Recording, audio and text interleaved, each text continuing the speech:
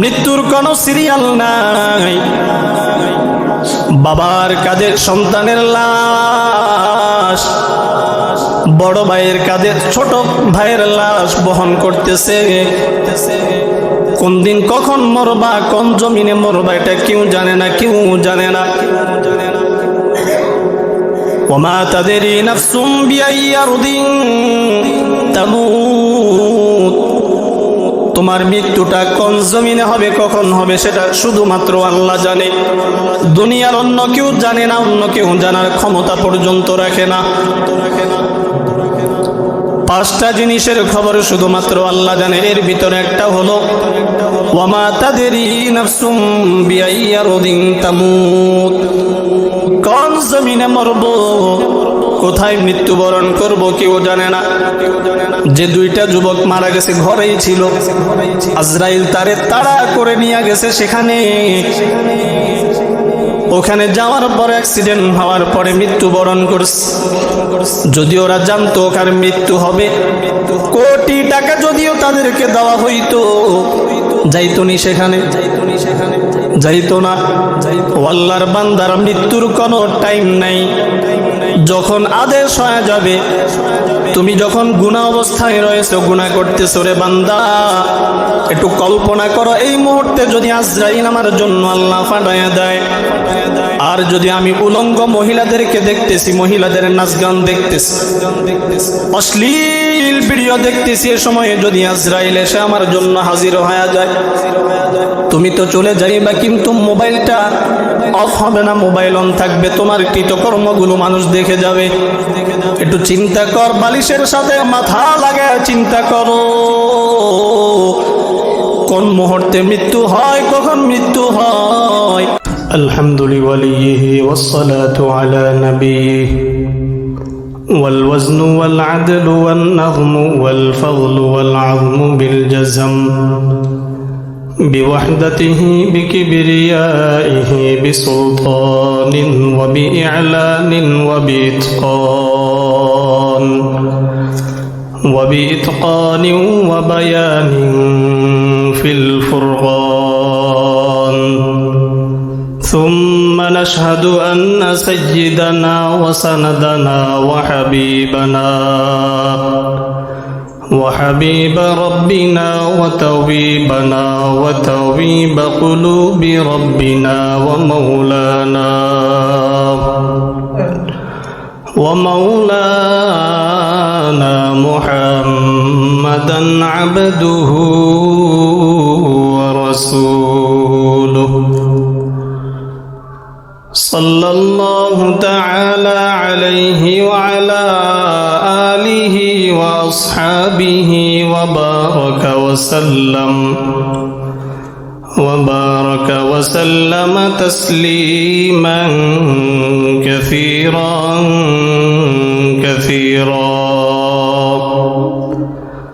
وداعيا إلى الله بإذنه وسراجا منيرا. أما بعد فأعوذ بالله من الشيطان الرجيم. بسم الله الرحمن الرحيم.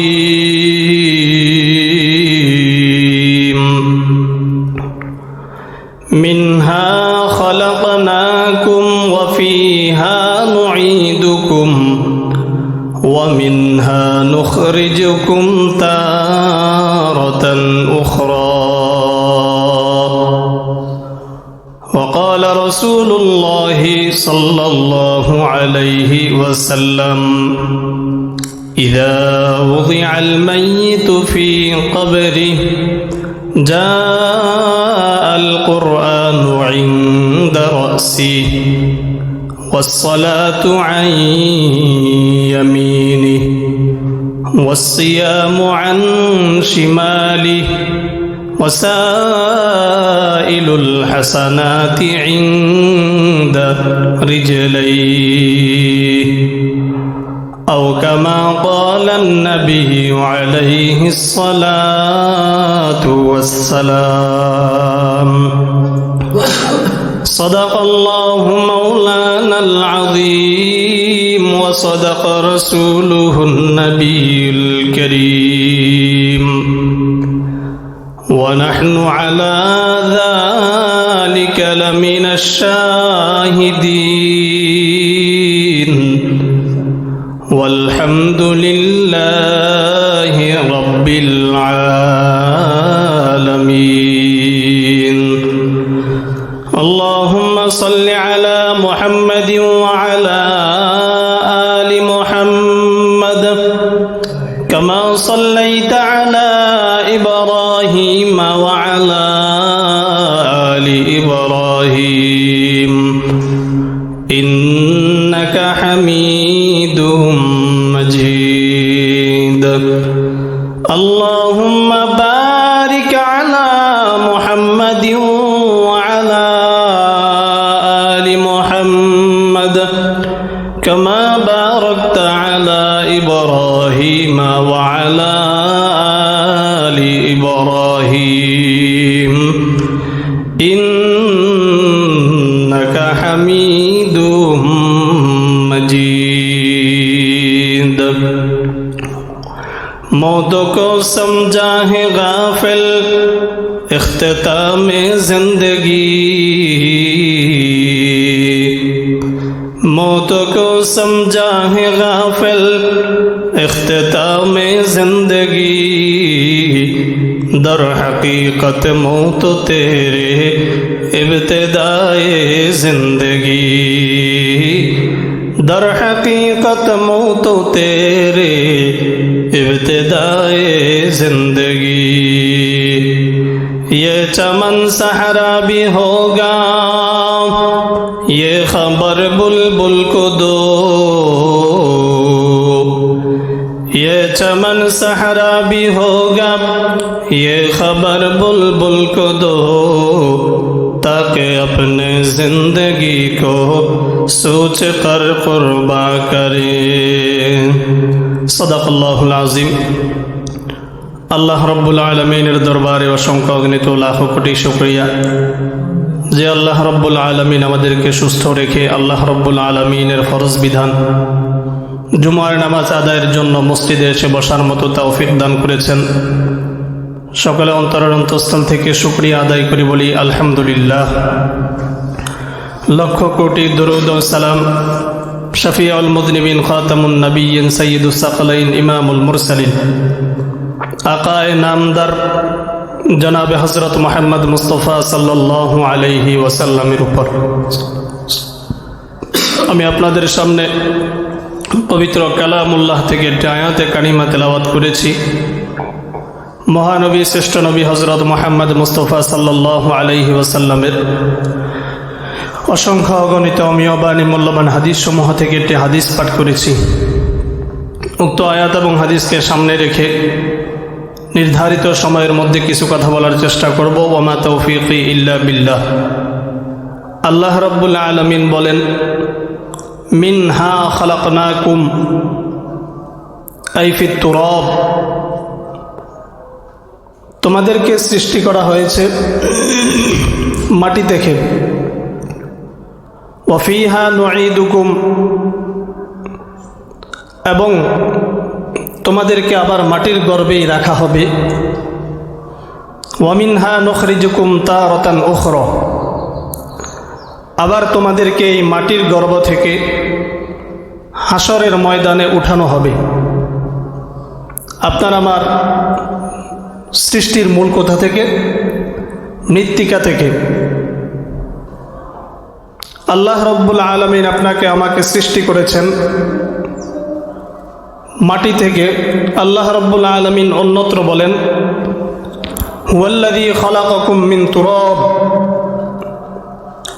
আল্লাহ রাব্বুল আলামিন হচ্ছেন ওই সত্তা যিনি তোমাদেরকে মাটি থেকে সৃষ্টি করেছেন, মৃত্তিকা থেকে তোমাদেরকে সৃষ্টি করেছেন। তিনি হলেন আল্লাহ। আপনাকে আমাকে এই মাটি থেকে বানাইছেন, আবার মাটির গর্ভে আপনাকে আমাকে যেতে হবে। আবার রবের সামনে ওই মাটি থেকে আপনাকে আমাকে উত্তোলন করে আল্লাহ রব্বুল আলামিনের সামনে হিসাবের জন্য দাঁড়াতে হবে। কেউ চাইলেই দুনিয়ার জমিনে থাকা সম্ভব নয়। মৃত্যুর পেয়ালা প্রত্যেকটা মানুষকেই পান করা লাগবে।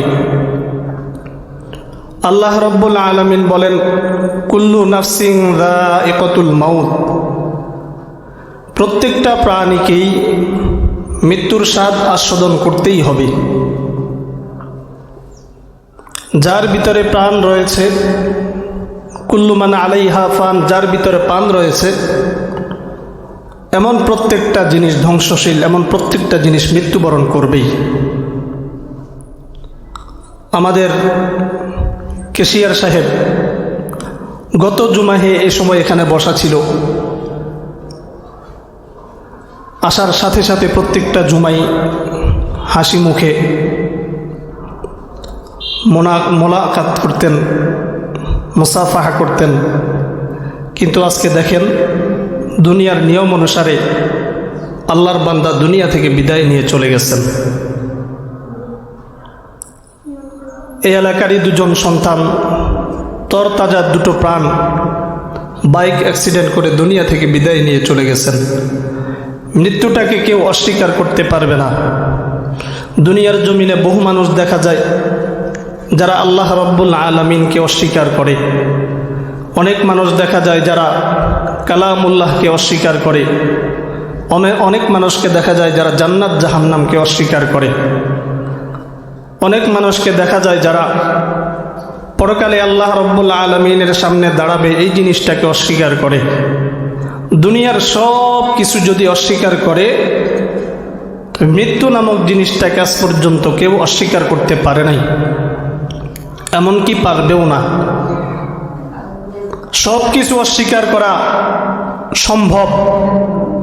হিন্দু, বৌদ্ধ, খ্রিস্টান, নাসারা, যত ধর্মের লোক বলেন, এমন একটা লোক দেখাইতে পারবেন না যেই লোকটা বলতে পারবে যে আমি মৃত্যুবরণ করব না, মৃত্যুর স্বাদ আস্বাদন আমাকে করা লাগবে না, মৃত্যুর পেয়ালা থেকে শরবত আমাকে পান করতে হবে না, এমন একটা লোক আজ পর্যন্ত দুনিয়াতে জন্ম হয় নাই, হবেও না। কারণ দৈনন্দিন আমরা দেখতে পাই আমাদের চোখের সামনে কত মানুষ চলে যাচ্ছে। এই যে গতকালকে ইলেটগঞ্জ একটা স্টার লাইন বাস লাইনচ্যুত হয়ে অনেকগুলো মানুষ দুনিয়া থেকে বিদায় নিয়ে চলে গেছেন। দৈনন্দিন দুর্ঘটনা ঘটে, দৈনন্দিন সুস্থ মানুষ হঠাৎ আমাদের চোখের সামনে থেকে চলে যাইতেছে। এটা আমাদের চোখের দেখা। এই জিনিসটাকে কেউ অস্বীকার করতে পারবে না। মৃত্যু নামক জিনিসটাকে অস্বীকার করা কোনো দিন সম্ভব নয়। এই দুনিয়ার ভিতরে কেউ থাকতে পারবে না, সবাই মৃত্যুবরণ করবে। এমনকি একটা দিন আসবে আজরাইল আলাইহিস সালামও দুনিয়া থেকে বিদায় নিয়ে চলে যাবেন। দুনিয়া থেকে সব মানুষ চলে যাওয়ার পরে আল্লাহ রব্বুল আলামিন বলবেন, মাম বাকিয়া আলাল আরদি, জমিনের ভিতরে এমন কেউ বাকি আছে কিনা? ফেরেশতা ডাক দিয়া বলবে, না, জমিনের ভিতরে আর কেউ বাকি নাই। আল্লাহ রব্বুল আলামিন আবার বলবেন, মাম বাকিয়া আলাস সামা, আসমানের উপরে কেউ বাকি রয়েছে কিনা? তখন আজরাইল আলাইহিস সালাম বলবে, আপনার আরশ বহনকারী 8 জন ফেরেশতা, জিবরাইল, মিকাইল, ইসরাফিল, এরা ব্যতীত আর কেউ বাকি নাই, সবাই মৃত্যুবরণ করেছে, মৃত্যুর স্বাদ আস্বাদন করেছে। আবার আল্লাহ রব্বুল আলামিন বলবেন, তাহলে জিবরাইল, মিকাইল, ইসরাফিল, এই 3 জন এবং আরশ বহনকারী 8 জন ফেরেশতা, এদেরকেও মৃত্যুর পেয়ালা থেকে পান করাও, মৃত্যুর স্বাদ আস্বাদন করাও। তখন আজরাইল আলাইহিস সালাম এদেরকে মৃত্যুর স্বাদ আস্বাদন করাবেন, মৃত্যুর পেয়ালা থেকে এদেরকে পান করাবেন। আল্লাহ রব্বুল আলামিন বলবেন, মাম বাকিয়া আলাস সামা ওয়াল আরদি, জমিন এবং আসমানের ভিতরে কেউ বাকি আছে কিনা? আজরাইল আলাইহিস সালাম আবার ডাক দিয়া বলবেন, আপনি আমি ব্যতীত আর কোনো সত্তা কেউ আসমান জমিনের ভিতরে আর নাই। আল্লাহ রব্বুল আলামিন বলবেন, যেহেতু তুমিও চিরস্থায়ী নয়, তুমি নিজের রূহটা নিজের হাত দ্বারা বের করে নাও। আজরাইল আলাইহিস সালাম নিজের রূহটাকে নিজে বের করার জন্য যখন হাত দিবেন, আজরাইল আলাইহিস সালাম একটা চিৎকার করে ডাক দিয়া বলবেন, আল্লাহ, এই মৃত্যু নামক জিনিসটা যে এত পরিমাণে ভয়ঙ্কর, এত ভয়ঙ্কর, যদি আমি জানতাম কোনোদিন আমি কোনো মানুষের রূহ হরণ করার জন্য যাইতাম না। কুল ইয়াতাওয়াফাকুম মালাকুল মাউতিল্লাযী উকিলা বিকুম। আল্লাহ রব্বুল আলামিন মৃত্যুর কাজে নিয়োজিত একদলকে নিযুক্ত করেছেন, ফেরেশতাদেরকে নিযুক্ত করেছেন। আজরাইল আলাইহিস সালাম ডাক দিয়া বলবে, মৃত্যু জিনিসটা যে এত ভয়ঙ্কর, এই জিনিসটা যদি আমি আগে জানতাম কোনো মানুষের রূহ হরণ করার জন্য আমি মানুষের কাছে যাইতাম না। অতঃপর আজরাইল আলাইহিস সালাম ও দুনিয়া থেকে বিদায় নিয়ে চলে যাবেন। বাকি থাকবে কেবল আল্লাহ রব্বুল আলামিন। তার দুনিয়ার ভিতরে কেউ থাকতে পারবে না, সবাই মৃত্যুর স্বাদ আস্বাদন করা লাগবে। মৃত্যু জিনিসটা অত্যন্ত ভয়ঙ্কর একটা জিনিস। আল্লাহ রব্বুল আলামিন এই জিনিসটাকে বানাইয়া, মুফাসসিরিনে কেরাম লেখেন, 70 বছরের বেশি নূরের পর্দা দ্বারা, আবরণ দ্বারা ঢেকে রাখছেন। ফেরেশতারা এর পাশ দিয়ে যাতায়াত করতেন কিন্তু দেখতেন না, যেহেতু পর্দা দ্বারা ঢাকা ছিল। আদম আলাইহিস সালামের সৃষ্টির পরে আল্লাহ রব্বুল আলামিন মৃত্যু নামক জিনিসটাকে আদেশ করলেন, তোমার ঢানাগুলো মেলে একটু ফেরেশতাদের মাথার উপরে একটু উড়াল দাও।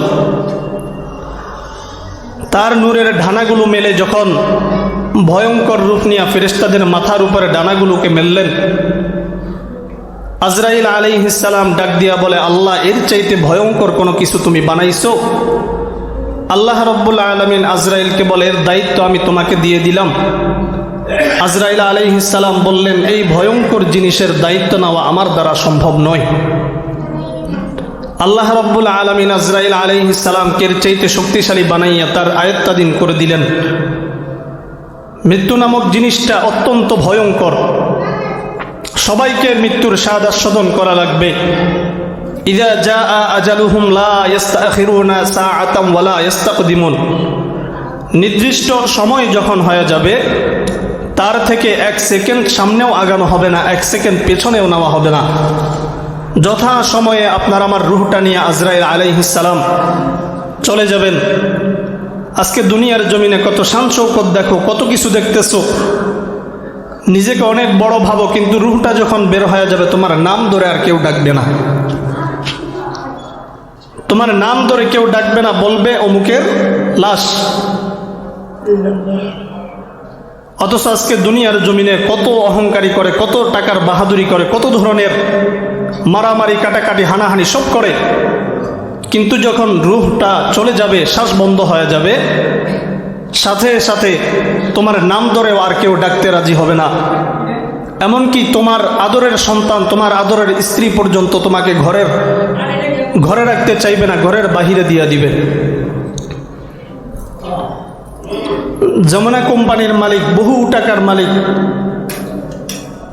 সে বলেছিল মৃত্যুর পূর্বে, কেউ যদি আমার 1 টুকরা গোশত হজম করাইতে পারো, আমার সম্পদের অর্ধেক আমি তার নামে লিখে দিয়ে দিব। কিন্তু এত ধন সম্পদ তাকে টিকিয়ে রাখতে পারছে? রাখতে পারে নাই। দুনিয়া থেকে বিদায় নিয়ে চলে গেছেন। টাকা, ধন সম্পদ, যাই কিছু থাকুক না কেন, চাইলে দুনিয়ার জমিনে থাকতে পারবো না। আজরাইলকে যখন আদেশ দিয়ে দিবেন, ইযা জাআ আজালুহুম লা ইস্তাখিরুনা সাআতাম ওয়া লা ইস্তাকদিমুন, নির্দিষ্ট সময় যখন হয়ে যাবে, আপনার কাটা যখন নির্দিষ্ট সময়ে পৌঁছে যাবেন, মৃত্যুর ঘন্টা যখন বেজে যাবে, আজরাইল আলাইহিস সালাম আর দেরি করবেন না। তৎক্ষণাৎ আল্লাহ রব্বুল আলামিনের আদেশে আজরাইল আলাইহিস সালাম আপনার রূহটা নিয়ে চলে যাবেন। এক জালেম বাদশা সাদ্দাদ রবের জান্নাতে যাবে না, আল্লাহ রব্বুল আলামিনের জান্নাতে না যাওয়ার কারণে আল্লাহ রব্বুল আলামিনের সাথে চ্যালেঞ্জ করছেন, আমি যেহেতু তোমার নাফরমানি করি জান্নাতে যাব না, দুনিয়ার জমিনে আমি জান্নাত বানাইয়া ওই জান্নাতের ভিতরে আরামায়েশ করে চলে যাব। দুনিয়ার যত সুন্দরী রমণী মহিলাগুলো আছে সবগুলোর জান্নাতের হুর বানাইছে। জান্নাতের হুর বানানোর পরে জান্নাত পরিদর্শনের জন্য যখন যাবেন, জান্নাতের গেটের ভিতরে তাকায় দেখে একজন ভিক্ষুক দাঁড়িয়ে আছে। কি ব্যাপার, আমি জান্নাতে যাব, জান্নাত পরিদর্শনে যাব, এই ভিক্ষুক কেন জান্নাতের দরজায় দাঁড়িয়ে আছে? পরে কিছু হাদিয়া তোহফা দিয়ে দাও, কিছু সদকা দিয়ে দাও, চলে যাবে। মন্ত্রী সামনে আগায়া গেল, কিছু হাদিয়া তোহফা দিয়ে দিছেন, তাও দেখে যায় না, বসে আছে। সাদ্দাদের মাথা বড় গরম, এত কষ্ট করে এত টাকা খরচ করে জান্নাত বানাইলাম, এত পাহারাদার নিযুক্ত করলাম, তাও কিভাবে জান্নাতের সামনে একটা ভিক্ষুক এসে বসে থাকতে পারে? ধমক দিয়া বলে, যাও, আর কিছু দেওয়া যাবে না, এর চাইতে বেশি কিছু যদি চাও তোমার প্রাণটা হারাবে। ধমক দেওয়ার পরে বলে, একটু মাথাটা নিচাও, আমার তোমার সাথে কিছু কথা বলার প্রয়োজন আছে। সাদ্দাত মাথাটা নামায়া দিছেন। মাথাটা নামানোর পরে বলে, আমি কোনো ভিক্ষুক না, আমি তোমার মালাকুল মাউত, তোমার রূহ নেওয়ার জন্য আল্লাহ রব্বুল আলামিন আমাকে নিযুক্ত করেছেন, আমাকে পাঠাইছেন।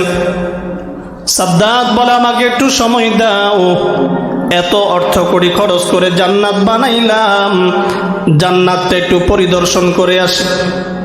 রবের সাথে নাফরমানি কম করি নাই, আল্লাহ রব্বুল আলামিন তো জান্নাত দিবে না, আমি যে জান্নাত বানাইছি একটু ঘুরে তারপরে চলে আসবো, আমার রূহ নিয়ে যেও, কোনো আফসোস নাই। আজরাইল ডাক দিয়া বলে, তুমি কি জানো না, ইযা জাআ আজালুহুম লা ইস্তাখিরুনা সাআতান ওয়া লা ইস্তাকদিমুন। মৌতু কাসিন কুল্লু নাসিন শারিবুন, কবর বাইতিন কুল্লু নাসিন দাখিলুন। আজরাইল আলাইহিস সালাম ডাক দিয়া বললেন, তোমার সময় ফুরায় গেছে, এর থেকে 1 সেকেন্ড সামনেও নেওয়া হবে না, 1 সেকেন্ড পেছনেও নেওয়া হবে না। মৃত্যু এমন পেয়ালা যার থেকে সবাইকে পান করা লাগবেই লাগবে।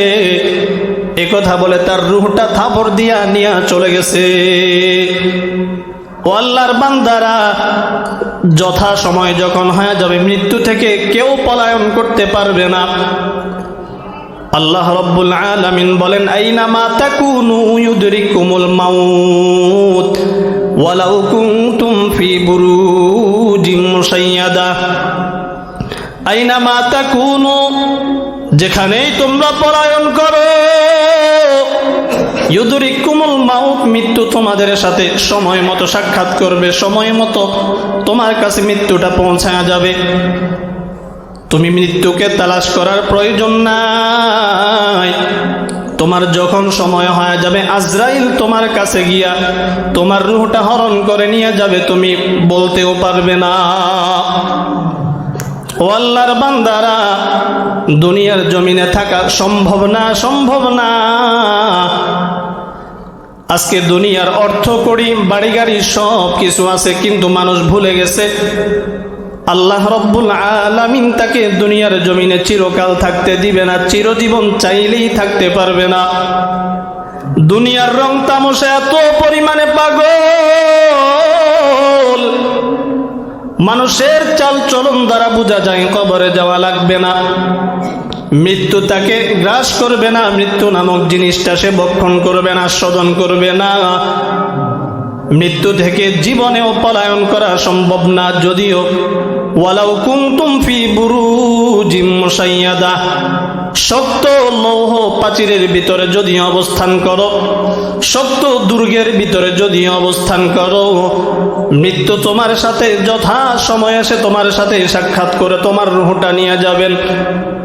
এক আল্লাহর বান্দা বৃদ্ধ হওয়ার পর যখন তার অন্তরের ভিতরে ধারণা হয়ে গেছে দুনিয়ার জমিন আর থাকা যাবে না,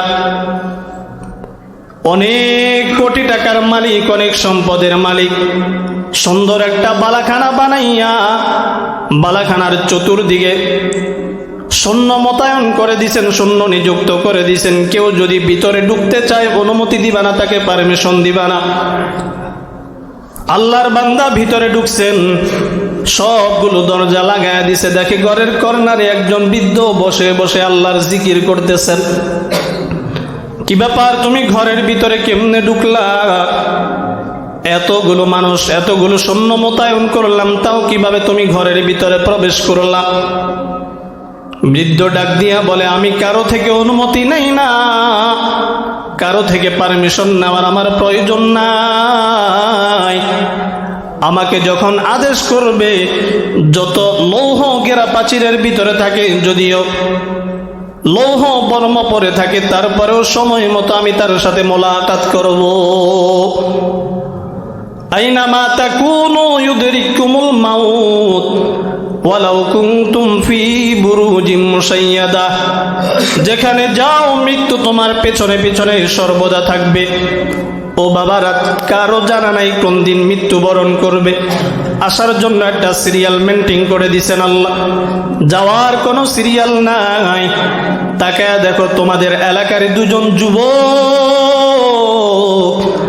বাইক অ্যাক্সিডেন্ট করে মরে গেছে, দুনিয়া থেকে চলে গেছে, কিন্তু তাদের বাবারা এখনো দুনিয়ার জমিনে আছে। অনেক ছোট বাচ্চা দুনিয়া থেকে চলে যায়, মৃত্যুর কোনো সিরিয়াল নাই। বাবার কাঁধে সন্তানের লাশ, বড় ভাইয়ের কাঁধে ছোট ভাইয়ের লাশ বহন করতেছে। কোন দিন কখন মরবা, কোন জমিনে মরবা, এটা কেউ জানে না, কেউ জানে না। ওমা তাদেরি নাফসুম বিআইয়ি আরদিন তামুত। তোমার মৃত্যুটা কোন জমিনে হবে, কখন হবে, সেটা শুধুমাত্র আল্লাহ জানে। দুনিয়ার অন্য কেউ জানে না, অন্য কেউ জানার ক্ষমতা পর্যন্ত রাখে না। পাঁচটা জিনিসের খবর শুধুমাত্র আল্লাহ জানে। এর ভিতরে একটা হলো ওয়ামা তাদেরি নাফসুম বিআইয়ি আরদিন তামুত। কোন জমিনে মরব, কোথায় মৃত্যুবরণ করব, কেউ জানে না। যে দুইটা যুবক মারা গেছে ঘরেই ছিল, আজরাইল তারে তাড়া করে নিয়ে গেছে সেখানে।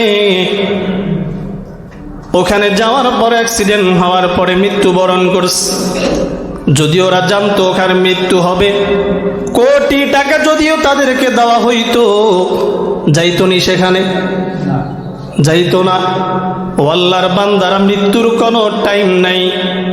যখন আদেশ হয়ে যাবে, তুমি যখন গুনাহ অবস্থায় রয়েছো, গুনাহ করতেছো রে বান্দা, একটু কল্পনা করো, এই মুহূর্তে যদি আজরাইল আমার জন্য আল্লাহ পাঠায়া দেয়, আর যদি আমি উলঙ্গ মহিলাদেরকে দেখতেছি, মহিলাদের নাচ গান দেখতেছি, অশ্লীল ভিডিও দেখতেছি, এ সময়ে যদি আজরাইল এসে আমার জন্য হাজির হয়ে যায়, তুমি তো চলে যাইবা, কিন্তু মোবাইলটা অফ হবে না, মোবাইল অন থাকবে, তোমার কৃতকর্মগুলো মানুষ দেখে যাবে।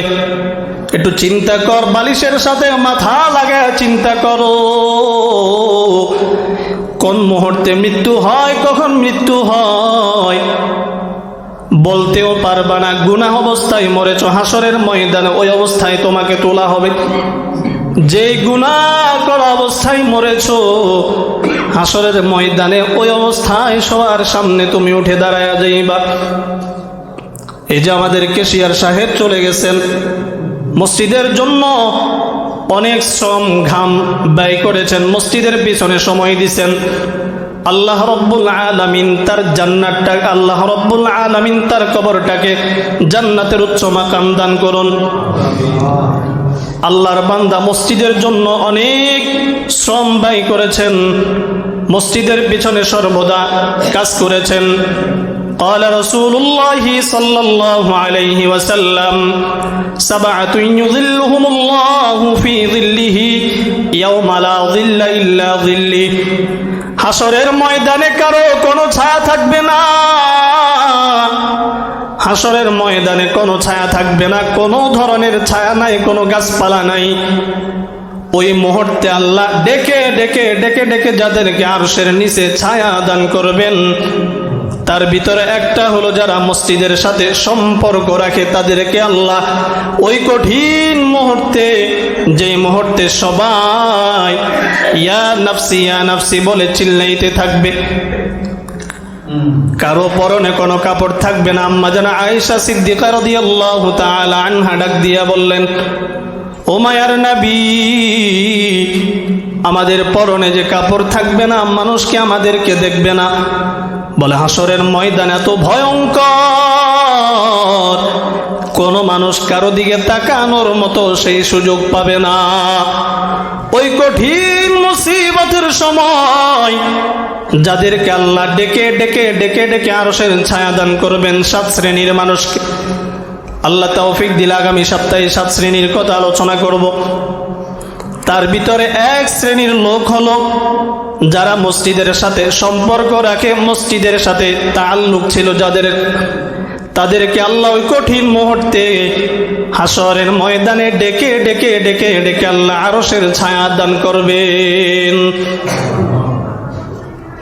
আল্লাহর বান্দা দুনিয়া থেকে বিদায় নিয়ে চলে গেছেন, ধারণাও তো ছিল না এ সময় দুনিয়া থেকে বিদায় নিয়ে চলে যাবেন। কিন্তু দুনিয়ার নিজাম, দুনিয়ার জমিনে চিরদিন থাকা যাবে না, দুনিয়ার জমিনে থাকা সম্ভব না।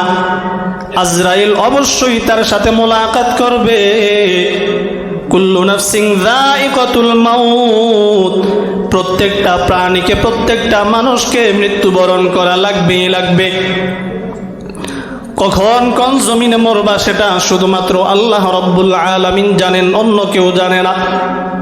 বহু মানুষ দেখবা মা বাবা নিষেধ করার পরেও চলে গেছে, যাওয়ার পরেই সেখানে দুর্ঘটনায় প্রাণটা হারাইছে। বলে কেন গেছে? ওই জমিনের ভিতরে তার মৃত্যুর সময় লেখা ছিল, ওই জমিনের ভিতরে তার মৃত্যু লেখা ছিল, যার কারণে আল্লাহ রাব্বুল আলামিন তাকে ওখানে নিয়ে গেছেন। সুলাইমান আলাইহিস সালামের শাসন আমলের ঘটনা। তার সভাসদের ভিতরে একজন মন্ত্রী, আল্লাহ রাব্বুল আলামিন ইন্ডিয়ার জমিনের ভিতরে তার মৃত্যুটা লিখে রাখছেন। তার মৃত্যুর আদেশ যখন জারি হয়ে গেছে, আজরাইল আলাইহিস সালাম দেখতেছেন ফিলিস্তিনের জমিনে এই মুহূর্তে কিভাবে তাকে ইন্ডিয়ার জমিনে আমি তার প্রাণটা হরণ করব। আজরাইল আলাইহিস সালাম সেখানে গিয়া তার দিকে মাত্র কয়েকবার চোখ রাঙিয়ে একটু তাকাইছেন। সুলাইমান নবীকে ডাক দিয়া বলো, সুলাইমান, একটু বাতাসকে একটু আদেশ দেন আমাকে, যাতে মুহূর্তের ভিতরে ভারতবর্ষে নামিয়ে আসে। আমার কেমন জানি ভয় হইতেছে। ওয়ালি সুলাইমান আর-রিহা গুদুহা শাহরুন, আল্লাহ রাব্বুল আলামিন সুলাইমান আলাইহিস সালামের জন্য বাতাসটাকে তার অনুগত করে দিয়েছিলেন।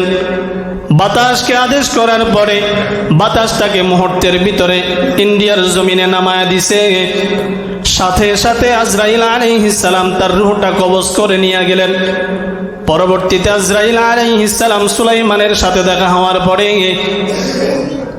আজরাইল আলাইহিস সালাম বলে, অমুক দিনের আপনার যেই মন্ত্রী ছিল, বাতাস আদেশ করে নামায়া দিছে, ওর মৃত্যু লেখা ছিল ইন্ডিয়ার জমিনে, ভারতবর্ষে, আমি কিভাবে তার রূহটা কবজ করব? তার সামনে তাকানোর পরে আপনাকে আদেশ করেছে, আদেশ করার পরে নামায়া দিছে, আমি তার রূহটা নিয়ে চলে গেছি। ও আল্লাহর বান্দারা, মৃত্যুর কোনো গ্যারান্টি নাই, মৃত্যুর জন্য কোনো সময় নির্ধারণ নাই, মৃত্যু কারো জন্য কোনো নির্দিষ্ট টাইম লেখা নাই, যেই কোনো মুহূর্তে হয়ে যেতে পারে। অতএব গুনাহ করার পূর্বে একটু চিন্তা কর, আমি যে গুনাহটা করতেছি এই মুহূর্তে যদি আল্লাহ আজরাইলকে পাঠায়া দেয়, আমি গুনাহ করা অবস্থায় দুনিয়া থেকে চলে যাব, মানুষ আমাকে ভালো বলবে না, মানুষ আমার অপকর্মগুলো বলতেই থাকবে। হাসরের ময়দানে ওই অবস্থায় তোমাকে রবের সামনে দাঁড়াতে হবে। একটু গুনাহ করার পূর্বে বালিশের সাথে একটু মাথাটা লাগায় চিন্তা করেন, একটু চিন্তা কর, এই অবস্থায় যদি আজরাইল এসে হাজির হয়ে যায় তাহলে আমার কি অবস্থা হবে? হাসরের ময়দানে জাহান্নামের আগুন তো আছে, দুনিয়ার জমিনে মানুষ আমাকে একটু সম্মানের সাথে নামটাও নিবে না। গুনাহ করার পূর্বে একটু চিন্তা করে তারপরে গুনাহ করবেন। আমি এই গুনাহটা করতেছি, এই মুহূর্তে যদি আজরাইল আমার সামনে এসে যায় তাহলে আমার কি অবস্থা হবে? আল্লাহ রাব্বুল আলামিন আমাদেরকে মৃত্যুর পূর্বে মৃত্যুর সামানা তৈরি করার মতো তৌফিক দান করুন। কবরের সামানা তৈরি করে যাতে কবরে যাইতে পারি সেই তৌফিক দান করুন। গুনাহ করার পূর্বে আপনার আমার মাথার ভিতরে যাতে আল্লাহ রাব্বুল আলামিন সর্বদা এই জিনিসটা দিয়ে দেন যে আমি তো দুনিয়াতে থাকতে পারবো না, এই গুনাহ অবস্থায় যদি আজরাইল আমার সামনে হাজির হয় আমার অবস্থা কি হবে? আল্লাহ আমাদেরকে গুনাহ থেকে বেঁচে থাকার তৌফিক দান